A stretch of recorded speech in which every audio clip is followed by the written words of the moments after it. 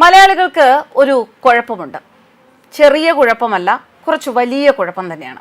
അതായത് ഒന്നിലധികം ഭാഷകൾ, മലയാളം അല്ലാതെ ഒന്നിലധികം ഭാഷകൾ, അതിപ്പോൾ ഇംഗ്ലീഷ് ആവട്ടെ, ഹിന്ദി ആകട്ടെ, മറ്റേതെങ്കിലും ഭാഷ, ഇങ്ങനെ ഒന്നിലധികം ഭാഷകൾ സംസാരിക്കുന്നവരെ കണ്ടു കഴിഞ്ഞാൽ അതെന്തോ വലിയ കാര്യമാണ് എന്നാണ് എല്ലാവരുടെയും വിചാരം. ഒന്നിലധികം ഭാഷകൾ സംസാരിക്കുക എന്നത് വലിയ കാര്യം തന്നെയാണ്, അല്ല എന്ന് പറയുന്നില്ല. പക്ഷേ ചിലപ്പോഴെങ്കിലും അത്തരക്കാരെ നമ്മൾ സൂക്ഷിക്കേണ്ടിയിരിക്കുന്നു എന്ന പാഠമാണ് മണിപ്പൂർ കലാപ കേസ് പ്രതിയെ തലശ്ശേരിയിൽ നിന്നും NIA സംഘം പിടികൂടി എന്ന വാർത്ത പുറത്തു വരുമ്പോൾ നാം മനസ്സിലാക്കേണ്ടത്. ഇദ്ദേഹം ഒരു ഹോട്ടലിൽ ജോലിക്ക് നിൽക്കുകയായിരുന്നു. ആ ഹോട്ടലിൽ 4 ദിവസം മുൻപാണ് ജോലിക്ക് വന്നത്. ഈ ഹോട്ടലിൽ ആൾക്കാരെ ആവശ്യമുണ്ട് എന്ന പരസ്യം കണ്ടിട്ടാണ് ഇയാൾ അവിടെ ജോലി അന്വേഷിച്ച് വരുന്നത്. ഇംഗ്ലീഷും മലയാളം അറിയാം, ബംഗളൂരുവിൽ നിന്നാണ് വരുന്നത് എന്നൊക്കെ പറഞ്ഞപ്പോൾ മറ്റൊന്നും വിചാരിച്ചിട്ടുണ്ടാവില്ല. അയാളെക്കുറിച്ച് കൂടുതലൊന്നും പരിശോധിക്കാതെ ഈ ഹോട്ടൽ ഉടമ അയാളെ അവിടെ ജോലിക്ക് നിർത്തി. എന്നാൽ 3-4 ദിവസം കഴിഞ്ഞപ്പോൾ NIA സ്ഥലത്തെത്തി ഇയാളെ പൊക്കുമ്പോഴാണ് മനസ്സിലാക്കിയത് രാജ്യത്തെ ഞെട്ടിച്ച മണിപ്പൂർ കലാപ കേസിൻ്റെ സൂത്രധാരനാണ് സ്വന്തം ഹോട്ടലിൽ പൊറോട്ടയും ബീഫും ഒക്കെ വിളമ്പിക്കൊണ്ടിരുന്നത് എന്ന നഗ്ന സത്യം. അതുകൊണ്ട് മനസ്സിലാക്കുക, ആരെങ്കിലും ഒക്കെ വന്ന്, അതിപ്പോൾ ഹോട്ടൽ ജോലി തന്നെ ആവണമെന്നില്ല, ഇതുപോലെയുള്ള തൊഴിൽ സ്ഥാപനങ്ങൾ നടത്തുന്ന ഉടമകൾ ശ്രദ്ധിക്കുക, മലയാളികൾ ശ്രദ്ധിക്കുക. അക്കൂട്ടത്തിൽ സ്ത്രീകളുണ്ട്, പുരുഷന്മാരുണ്ട്, ഒക്കെ ഒരുപാട് തൊഴിലിടങ്ങളിൽ ഉടമകളായിട്ടിരിക്കുന്നവരുണ്ട്. ചിലരെങ്കിലും വളരെ സംശയദൃഷ്ടിയോടെ കാര്യങ്ങളൊക്കെ മനസ്സിലാക്കി ഇത്തരക്കാരെ അല്ലെങ്കിൽ ഇങ്ങനെ വരുന്നവരെ പെട്ടെന്ന് ജോലിക്ക് എടുക്കില്ല, നോക്കും, പരിശോധിക്കും. പക്ഷേ അങ്ങനെ പരിശോധിക്കാതെയൊക്കെ ചെയ്യുമ്പോൾ ചിലപ്പോൾ ഇതുപോലെ വെട്ടിൽ വീഴാനുള്ള സാധ്യതയുമുണ്ട്. അതുകൊണ്ട് ശ്രദ്ധിക്കുക. മണിപ്പൂർ കലാപ കേസ് പ്രതിയെ തലശ്ശേരിയിൽ നിന്നും NIA സംഘം പിടികൂടിയ വാർത്ത കഴിഞ്ഞ ദിവസമാണ് നമ്മളൊക്കെ കേൾക്കുന്നത്.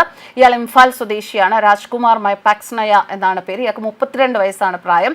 തലശ്ശേരിയിൽ ഒരു ഹോട്ടൽ തൊഴിലാളിയായാണ് ഇയാൾ കഴിഞ്ഞത്. ആരോഗ്യ പ്രവർത്തകരുടെ വേഷത്തിലെത്തിയ NIA സംഘമാണ് ഇയാളെ കുടുക്കിയത്. പ്രതിയുടെ താമസ സ്ഥലത്തെത്തി മഴക്കാല രോഗങ്ങൾ തടയാനുള്ള പരിശോധനയുടെ ഭാഗമായാണ് തങ്ങൾ വന്നത് എന്ന് പറഞ്ഞ് ആരോഗ്യ പ്രവർത്തകർ എന്ന പേരിൽ ഓരോ തൊഴിലാളികളുടെയും തിരിച്ചറിയൽ കാർഡ് ആവശ്യപ്പെടുകയായിരുന്നു NIA.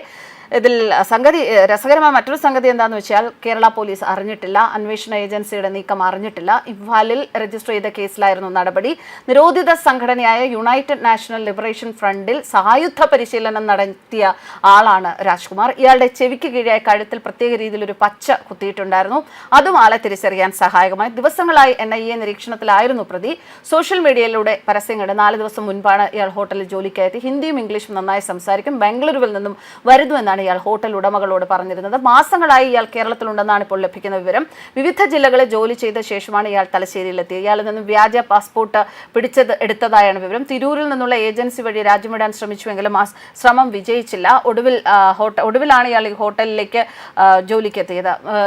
ഈ രാജ്കുമാർ ഹോട്ടലിന്റെ തൊട്ടടുത്ത് തന്നെയാണ് താമസിച്ചത്. NIA ഉദ്യോഗസ്ഥർ തൊട്ടടുത്ത് താമസിക്കുന്ന, അതായത് തൊഴിലാളികൾ താമസിക്കുന്ന ഓരോ മുറിയിലും എത്തി തിരിച്ചറിയൽ കാർഡ് ആവശ്യപ്പെടുകയായിരുന്നു. ഇത് പരിശോധിച്ച് ആധാർ കാർഡും കയ്യിലെ ചിത്രവും നോക്കിയാണ് രാജ്കുമാറിന്റെ കസ്റ്റഡിയിൽ എടുത്തത്. പക്ഷെ പിടിയിലായി എന്നറിഞ്ഞപ്പോഴും യാതൊരു ഭാവമാറ്റവും ഇല്ലാതെ രാജ്കുമാർ ഉദ്യോഗസ്ഥരുടെ നിർദ്ദേശങ്ങൾ അനുസരിച്ചു. നിരോധിത സംഘടനയായ യുണൈറ്റഡ് നാഷണൽ ലിബറേഷൻ ഫ്രണ്ടിൽ സായുധ പരിശീലനം നേടിയ ആളാണ് രാജ്കുമാർ എന്നാണ് വിവരം.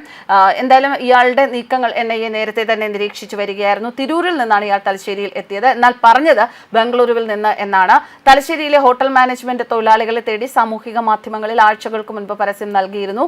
ഹിന്ദിക്കൊപ്പം നന്നായി ഇംഗ്ലീഷും അറിയാം എന്നതിനാൽ ജോലിക്കെടുത്തവരിൽ അധികവും മണിപ്പൂരിൽ നിന്നുള്ളവരാണ്. അതാണ് ഞാൻ പറഞ്ഞത്, നമ്മൾ ഈ ഭാഷകൾ ധാരാളം സംസാരിക്കുന്നത് ജോലികൾക്കൊക്കെ നല്ല ഒരു ആഡഡ് അഡ്വാൻറ്റേജ് തന്നെയാണ്. പക്ഷേ അത് നമുക്ക് അപകടകരമല്ല എന്നുള്ളത് ഉറപ്പുവരുത്തണം. ഇങ്ങനെയൊക്കെ ഉള്ളവരെ കാണുമ്പോൾ സ്മാർട്ടാണ് എന്ന് തോന്നി അവരെ ജോലിക്കെടുക്കുന്ന ആ ഒരു നിലപാട് ഒന്ന് മാറ്റണം. ഇവരുടെയൊക്കെ ജാതകം വരെ വേണമെങ്കിൽ അടിവേര് വരെ ഇളക്കി പരിശോധിച്ചിട്ട് വേണം ഇത്തരക്കാരെ ജോലിക്കെടുക്കാൻ. കാരണം എപ്പോഴും നമ്മുടെ സുരക്ഷയാണല്ലോ ഏറ്റവും വലുത്.